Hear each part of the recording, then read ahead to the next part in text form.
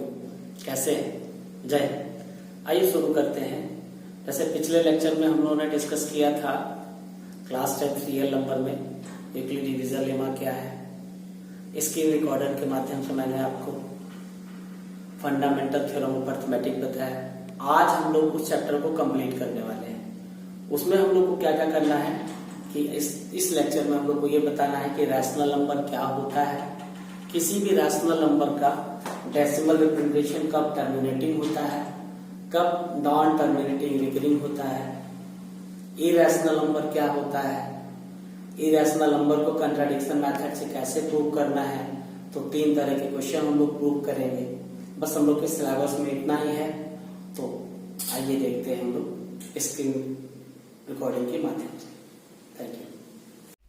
जैसे हम लोगों ने पिछले वीडियो में या स्क्रीन रिकॉर्डर में हम लोगों ने क्या पढ़ा, फंडामेंटल थ्योरम ऑफ अरिथमेटिक में प्राइम नंबर क्या है, कंपोजिट नंबर क्या है, ठीक है, एलसीएम कैसे निकालते हैं, प्राइम फैक्टराइजेशन से एचसीएफ कैसे निकालते हैं, कुछ क्वेश्चन सॉल्व किए हम लोगों ने। अब इसके बाद जो नेक्स्ट टॉपिक हमारा आता है रैशनल नंबर। तो रैशनल नंबर की डिफिनेशन आपको पता है, ठीक है, the number which can be written in the form of p by q where p and q are integers and q is not equal to 0 is called rational number. फिर आपने rational number का closure property भी पढ़ा होगा। दो rational number का सम, difference और product और डिवीज़न भी हमेशा रैशनल नंबर होता है एक्सेप्ट डिनोमिनेटर 0 ना हो तब। तो रैशनल नंबर के हर मेंबर पे सम, एडिशन, प्रोडक्ट और डिवीज़न की प्रॉपर्टी एप्लीकेबल होती है। इसका मतलब रैशनल नंबर हमारा इन सब में एप्लीकेबल होता है। वो तो छोड़िए, यहाँ पे हम लोग को क्या करना है कि रैशनल नंबर का डेसिमल रिप्रेजेंटेशन पढ़ना है। तो किसी भी रैशनल नंबर का डेसिमल रिप्रेजेंटेशन 2 तरीके का होता है। आइए देखा जाए, एग्जाम्पल किया जाए पहले। जैसे आप अगर ध्यान से देखो कि अगर हम क्या करें कि 1/2 को, अगर 1/4 को हम 1/4 को अगर हम 1 को अगर हम 4 से डिवाइड करते हैं तो 0.25 आ रहा। इसके बाद तो आगे डिवीज़न होगा नहीं।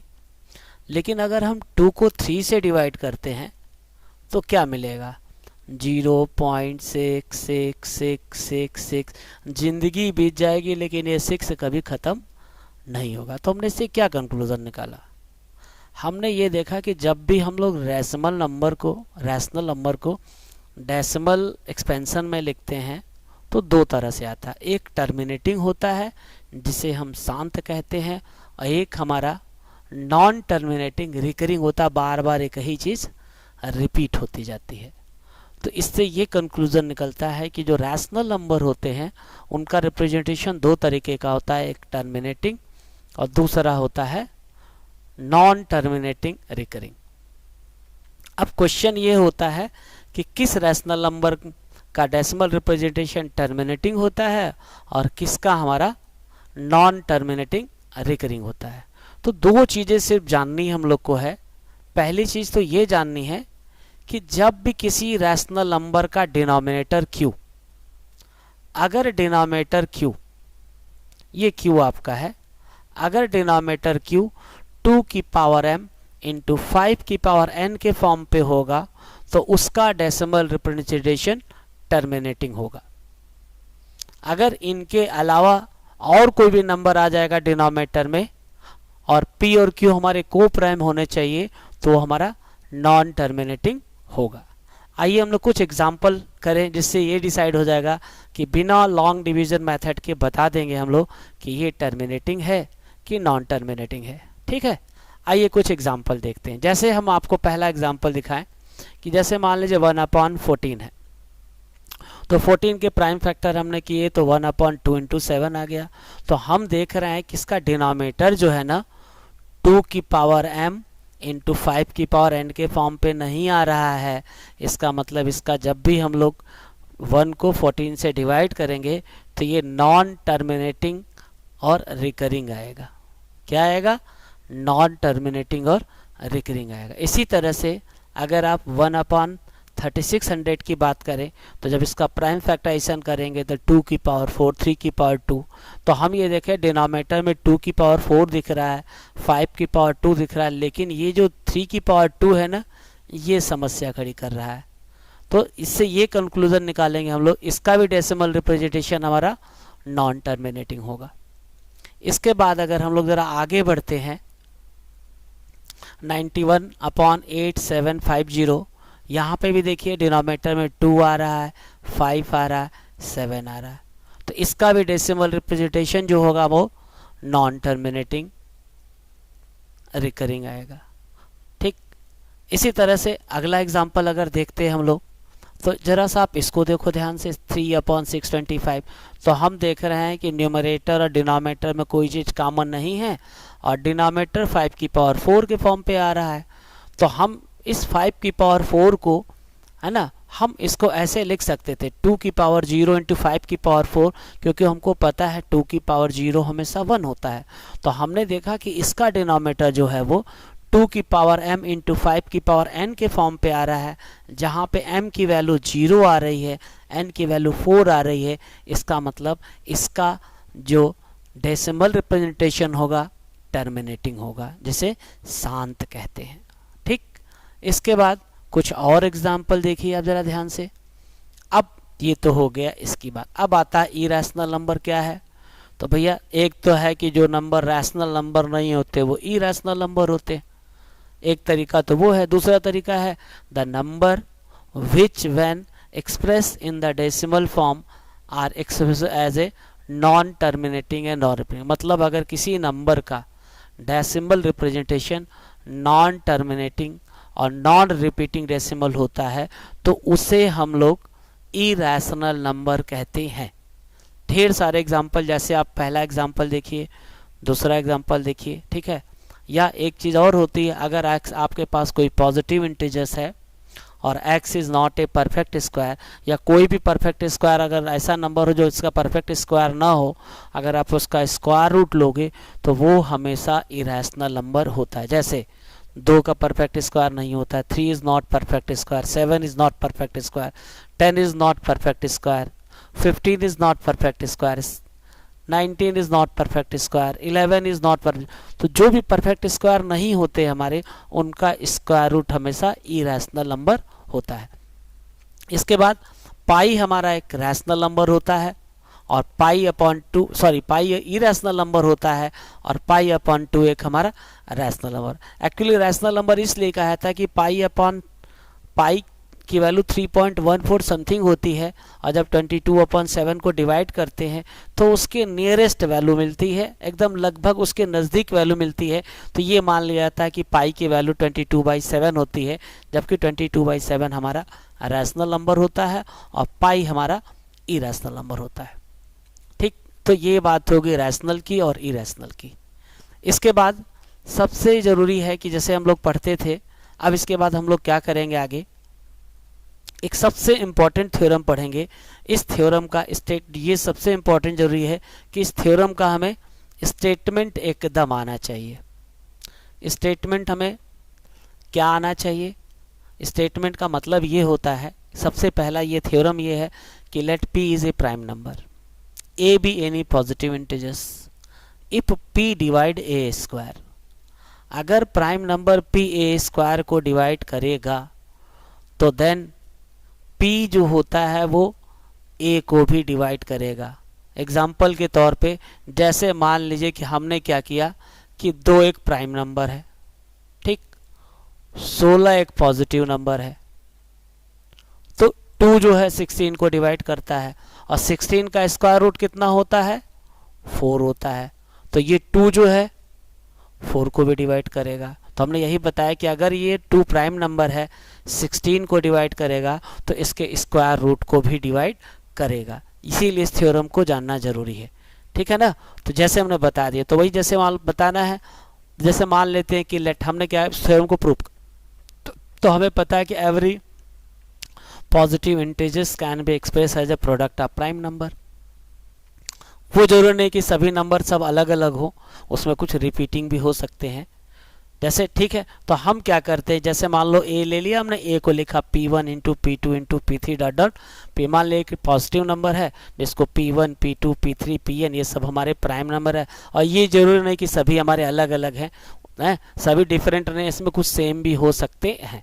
अगर हम दोनों तरफ स्क्वायरिंग बोथ साइड कर देते तो P1 का होल स्क्वायर, P2 का होल स्क्वायर, P3 का होल स्क्वायर ऐसे आ जाता। तो अब ध्यान से देखिए, अगर आप P अगर हमारा ए स्क्वायर को डिवाइड करेगा ना, तो सिंस P डिवाइड ए स्क्वायर तो P is a prime factor of A square. तो अगर P prime factor of A square है तो P is one of P1 P2 P, इसमें से कोई एक होगा क्योंकि ए स्क्वायर की वैल्यू इसके बराबर हमारी है। तो अगर ये इसके बराबर है तो कोई तो एक तो होगा ही फैक्टर हमारा, तो इसका मतलब P इनमें से किसी एक को भी डिवाइड करेगा। तो आपको सिर्फ स्टेटमेंट जानना है, प्रूफ नहीं होता है कि अगर P एक प्राइम नंबर है, अगर ये किसी पॉजिटिव के स्क्वायर को डिवाइड करता है तो ए स्क्वायर के स्क्वायर रूट को भी वो डिवाइड करेगा।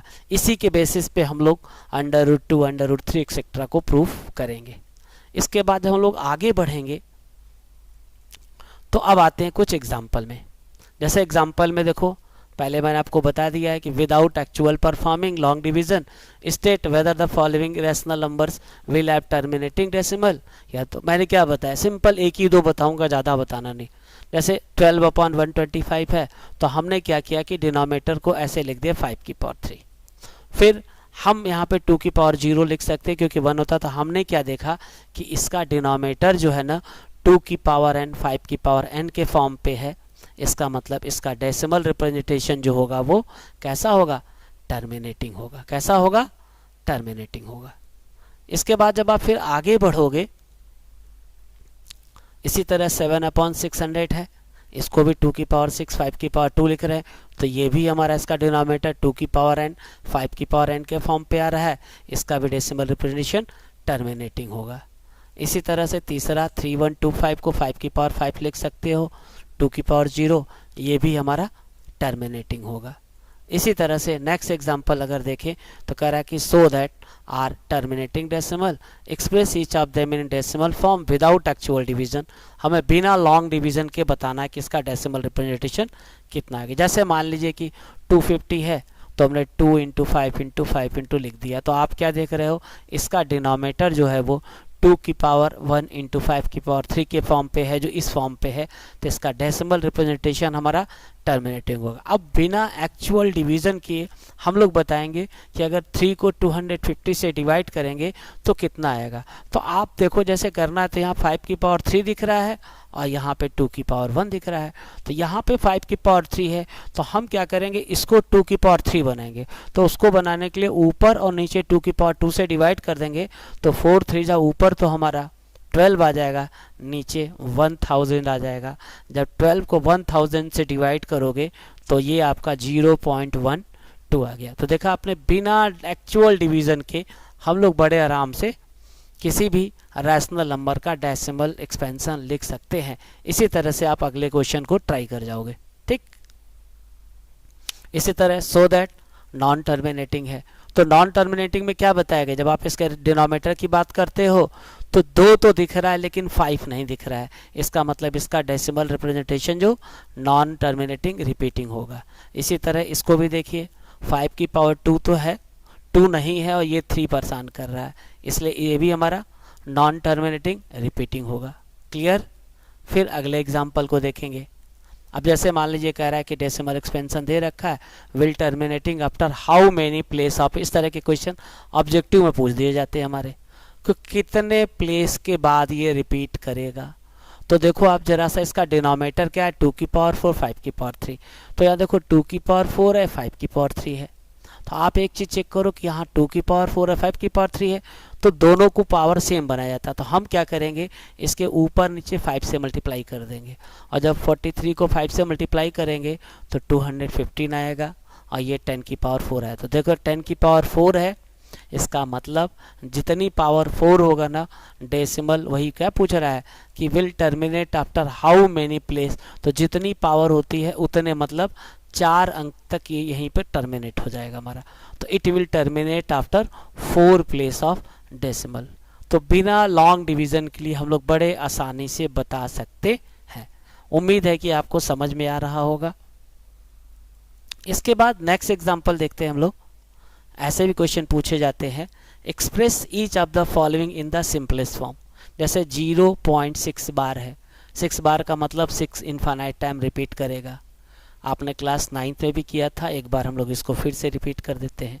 तो इसका तरीका क्या होता है, एक्स बार का मतलब हमने मान लिया कि let x is equal to 0.6666, ये इनफाइनाइट टाइम जाएगा।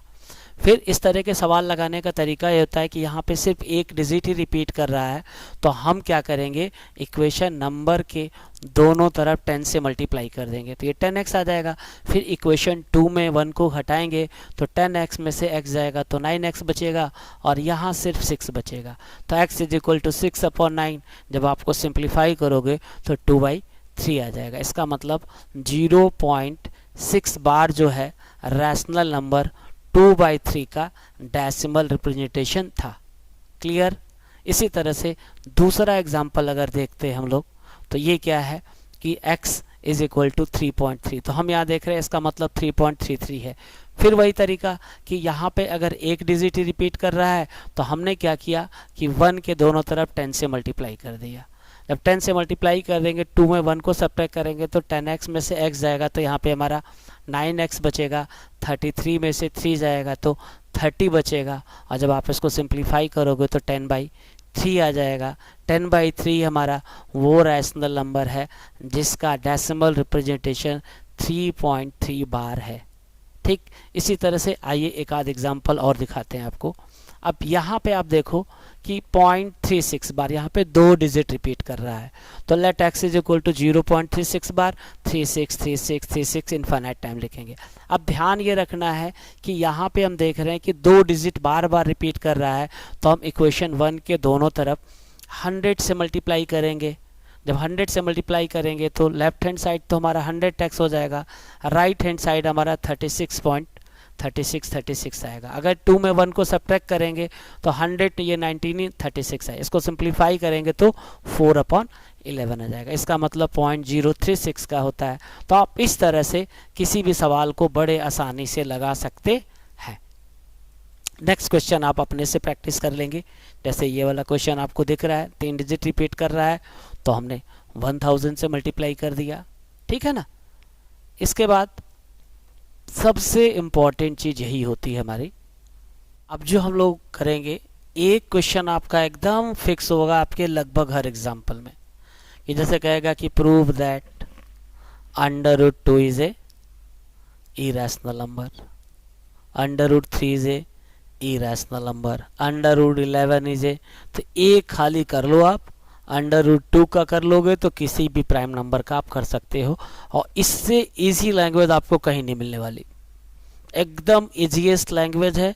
आप एक बार प्रैक्टिस कर लो, 3 बार 4 बार 5 बार लिखो, एक क्वेश्चन आपका बोर्ड में एकदम फिक्स है। आपके हर एग्जाम में क्वेश्चन आते ही आता है, कोई ना कोई नंबर। तो जैसे हम लोग क्या करते हैं कि prove that √2 is A irrational number. तो कैसे √ को करेंगे, तो ये एक्चुअली हम लोग कंट्राडिक्शन मेथड से प्रूव करते हैं। जैसे इसका करना है तो हम लोग मान लेते हैं कि let if possible √2 be irrational, तो then √2 can be written as √2 is equal to a/b। फिर a/b के बारे में बताएंगे कि a and b are integers having no common factor other than 1, b is not equal to 0। अब आप इसको सॉल्व करोगे तो क्या करोगे आप कि इसका स्क्वायरिंग बोथ साइड कर दिया हमने। जब आप इसका स्क्वायरिंग बोथ साइड करोगे तो आपको क्या मिलेगा, स्क्वायरिंग बोथ साइड करेंगे अगर हम लोग ऐसे, तो आपको मिल जाएगा यहां से स्क्वायरिंग बोथ साइड, तो ये आपको मिल गया √2 का जब होल स्क्वायर करोगे तो 2 इज इक्वल टू a²/b²। अब यहीं से देखो, after cross multiplication a² is equal to 2b²। अब यही देखो कि यहाँ आप देख रहे हो ना कि 2b² जो है it is a divisible by 2, और ये 2b² a² के बराबर है। तो अगर 2b² 2 से डिविजिबल है तो a² भी तो 2 से डिविजिबल होगा। तो अगर a² इज डिविजिबल बाय 2 तो a इज डिविजिबल बाई 2। अभी पीछे थ्योरम बताई थी हमने कि अगर p एक प्राइम नंबर है, अगर किसी इंटीजर्स के a स्क्वायर को डिवाइड करता है तो p a को भी डिवाइड करेगा। बस यही मेन थ्योरम देखो हमने लिखा है बाई थ्योरम यहाँ पे, उस वाली थ्योरम से। मतलब a इज डिविजिबल बाई 2, तो मतलब ये है कि 2 जो है, 2 क्या है हमारा, एक हमारा a का factor. a is divisible by 2 है, it means 2 is A factor of a। तो अगर फैक्टर है तो हम लिख सकते हैं a is equal to 2c for some integer c। इसके बाद क्या करेंगे कि a is equal to 2c equation number 1 में पुटअप कर देंगे। जब a 1 में पुटअप कर देंगे तो हमें क्या मिलेगा यहाँ से कि a की जगह लिख दी हमने ऐसे, तो ये 2c square is equal to b। फिर यहाँ पे देखेंगे हम लोग कि 2c स्क्वायर है तो 2c square is equal to b square के बराबर है। तो आप कहोगे but 2c square is divisible by 2 और 2c स्क्वायर b स्क्वायर के बराबर है, तो b square is divisible by 2। अगर b square is divisible by 2 तो b इज डिविजिबल बाई 2। ठीक, इसका मतलब b जो है वो 2 जो है b का भी फैक्टर है। तो let b is equal to 2d लिख दिया हमने फॉर सब इंटीजर्स। तो हमने क्या देखा, व्हाट वी ऑब्जर्व, हमने ये देखा कि 2 is a common factor of a and b both, but it is a contradict the fact that a and b have no common factor other than 1, so our supposition is wrong. क्योंकि शुरू में हमने क्या कहा था कि a और b में 1 के अलावा कोई भी कॉमन फैक्टर नहीं है, जबकि यहाँ पे क्या मिल रहा है आपको, 2 is a common factor between 1 and 2, जो कि हमारे एजम्पशन के अगेंस्ट है। इसलिए तो यही तरीका होता है प्रूफ करने का। जैसे मान लीजिए √3 का करना होता तो हम कहते 3 is a common factor between a. 5 का करना होता आप किसी का भी खाली बस कॉपी पेस्ट करते जाओगे, सवाल हल हो जाएगा। क्लियर है? जरा फिर हम लोग आगे बढ़ते हैं। इसके बाद देखो इसमें एक चीज होती है को prime.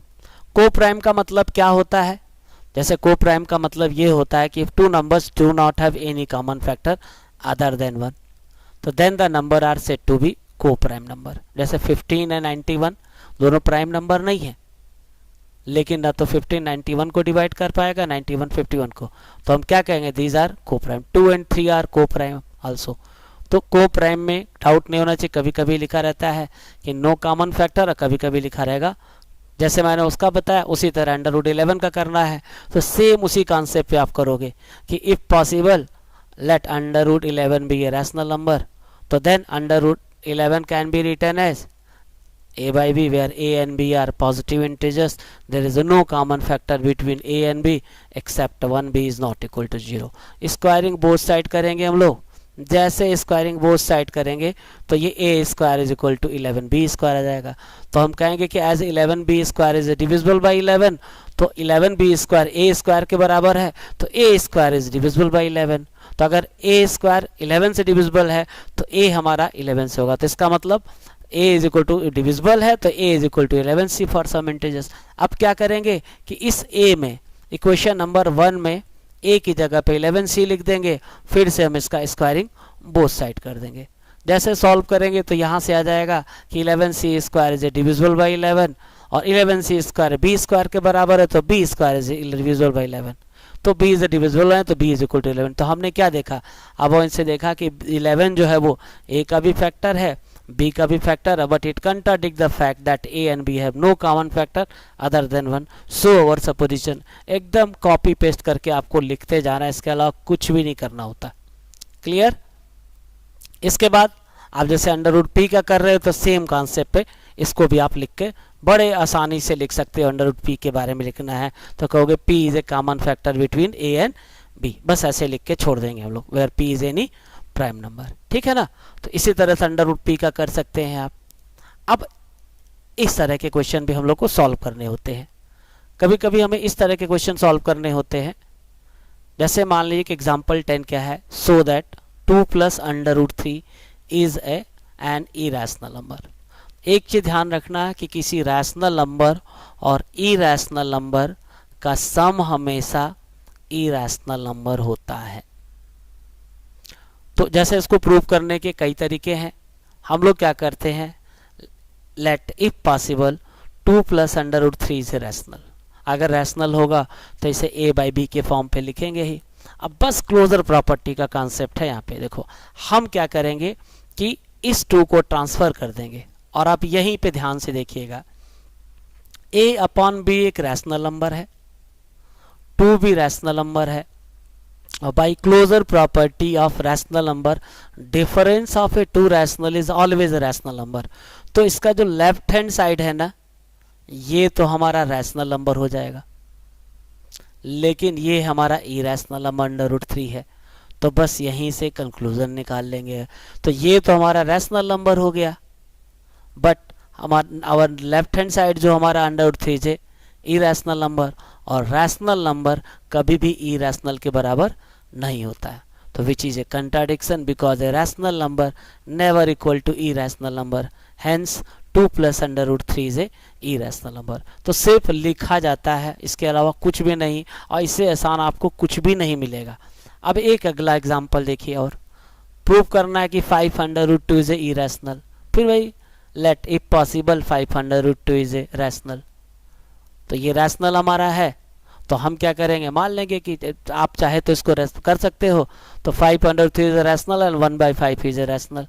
We know that product of a two rational is a rational number, वैसे भी कर सकते हैं, या हम सीधे क्या करते कि 5 √7 इज इक्वल टू x मान लेते।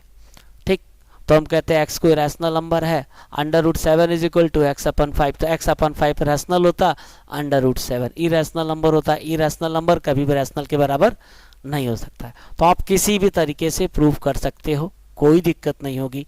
जैसे 1/√2 है, तो सेम इसी तरह से आप इसको भी दिखा सकते हो कि 1/2 इज ए इरैशनल नंबर, तो हम इसको पहले रैशनलाइज कर लेते हैं। फिर let if possible is a rational number, rational number है, ठीक, तो आप कंट्राडिक्शन मेथड से दिखा देंगे। तो ये छोटे छोटे सवाल आप अपने से ट्राई कर जाओगे। अब आपको एक्सरसाइज में मैं छोड़ दे रहा हूँ, ये एक्सरसाइज है, ये आपको अपने से करना है धीरे धीरे करके। जैसे एक एक सवाल दे रखा है मैंने प्रैक्टिस के लिए, आपका एक्सरसाइज है जिसमें एक एक सवाल आपको मिलते जाएंगे, इसमें छोटे छोटे क्वेश्चन।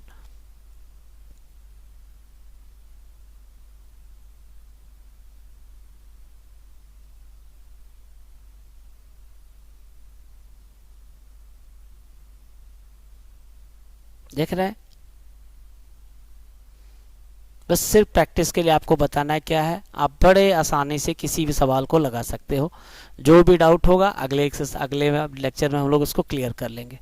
देख रहे हैं, प्रूव करना है जैसे जो भी है, किस तरह से आप कंट्राडिक्शन मेथड से करिए, x मान करके करिए, किसी तरह से करिए, कहीं कोई दिक्कत नहीं होती। आप इन सब क्वेश्चन को ट्राई करेंगे, ट्राई करने के बाद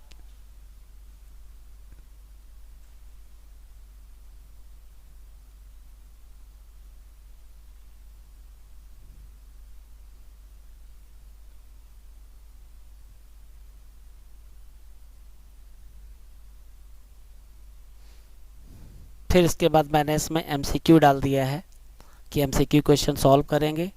करने के बाद आप उसमें पीछे से मिला लोगे, और अपने स्कूल में तो मैं इसका PDF फाइल भी सेंड कर देता हूं, जिससे बच्चे PDF फाइल को डाउनलोड करके उससे कर सके, क्योंकि लॉकडाउन पीरियड में बुक नहीं अवेलेबल हो पा रही है।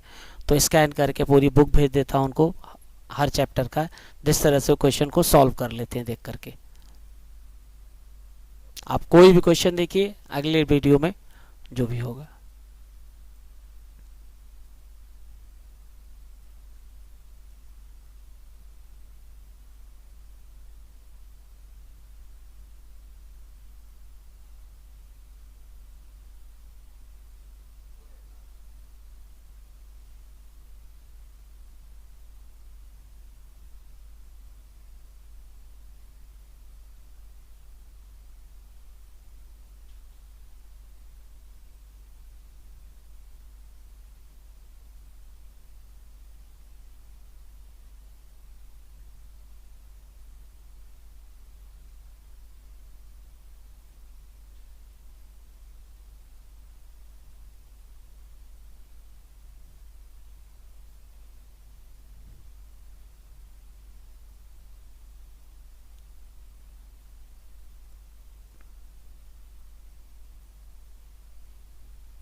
ये जो भी था पूरे चैप्टर रियल नंबर पे ऑब्जेक्टिव क्वेश्चन थे हमारे।